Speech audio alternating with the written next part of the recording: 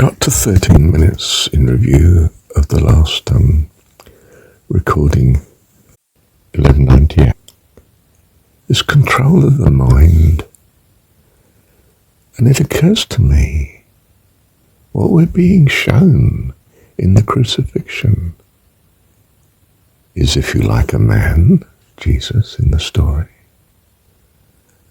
able to go through crucifixion with a mind that is totally coherent.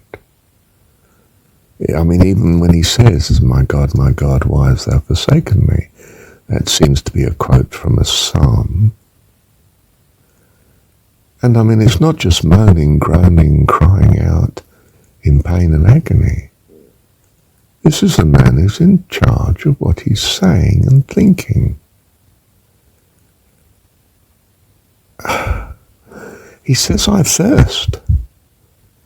Gosh, you wouldn't think you'd notice thirst with the situation he's in, that is far more overwhelming, you'd have thought. I mean, I don't want to be too graphic, but nailed to a cross. The story's telling us something that's, you suddenly think, my goodness, this is blatantly obvious. This man is not suffering. And he chooses to die in 3 hours. You can't do that on a cross. The whole point of crucifixion is it's going to take days. And you're going to be such a moaning, groaning, suffering, wretched soul that everyone is going to take note and obey the emperor in future. It's a sheer fear setup. But here we have Jesus sorting out that his mum is going to be looked after by the beloved disciple who, Christianity-wise, has been taken to be John. And is totally coherent.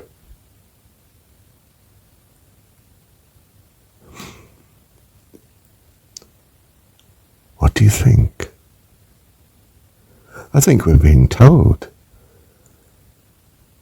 that he's demonstrating that he's the epitome of mastery of the mind. You could be saying he's also telling us it's a dream. There's no pain in the dream. And if he is telling us that, I'm not sure as it's how important that is also. But what it is telling us is that this is someone who can go through an apparent crucifixion in the story. Perhaps because he's been trained enough, if you like. He's demonstrating what it's like if you're trained enough in the mind, which we're getting from being in the world. Perhaps he did, perhaps he had it already when he was born. I don't think so. It says he grew in stature and so on. I take it to mean he developed into, just like we do. He's our example. But he's our final example of, look, I can go through crucifixion. I can actually choose to go through such because I have mastery of the mind. Am I saying he's chosen not to suffer, in fact? We're told, you may think it's make-believe, but we're told that some of the great yogis of the East, of Eastern religions, can go through amazing pain without feeling it, or at least without suffering.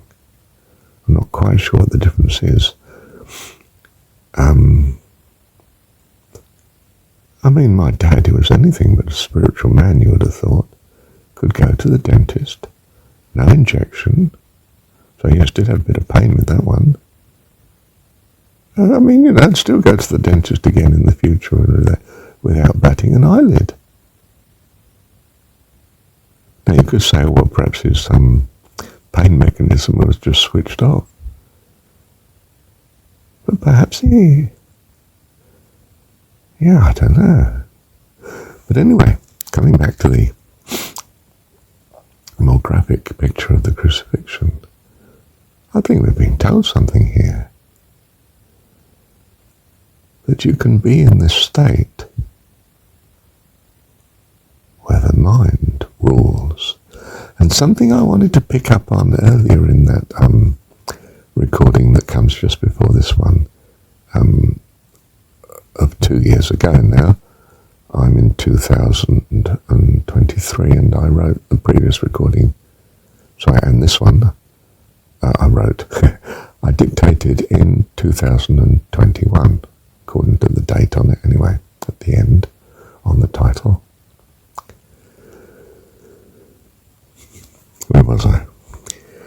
We are being trained, actually, not for what we call the spiritual, which is more like what the Eastern calls the astral, emotional, feeling, but what the Eastern religion calls the causal, the thought world,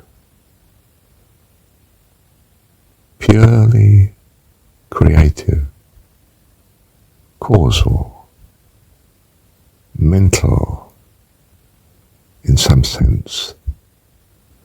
You know how I argue strongly that perhaps all thoughts come from God? We're being trained for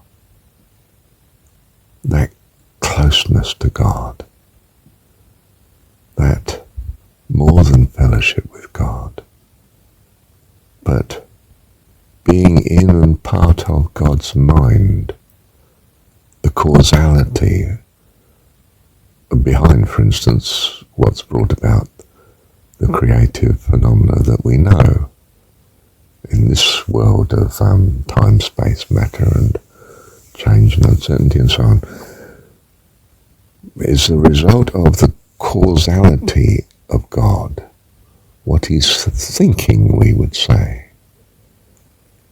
And we are being trained to be a safe and, may I say, beautiful part, harmonious part of that thinking. I was going to say his thinking, but he's made it.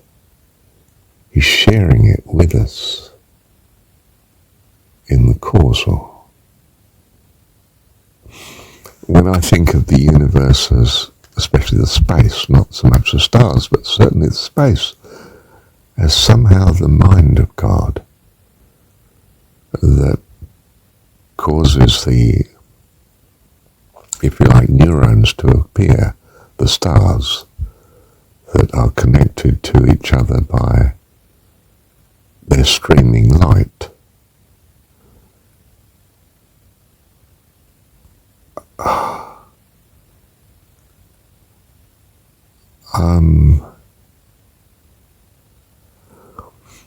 We are training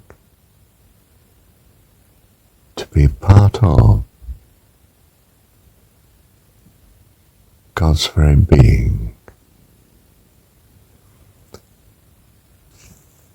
So what I've called the host of heaven is in fact the sum total of different aspects, parts of God's mind,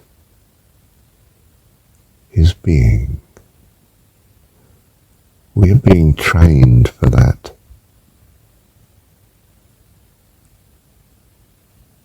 Incorporation, that becoming, and whatever is beyond that causal world. his very being.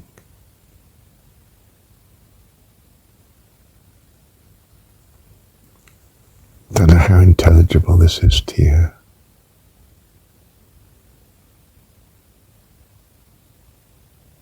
I hope it is.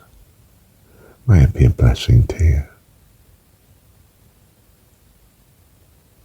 Thank you, Dad.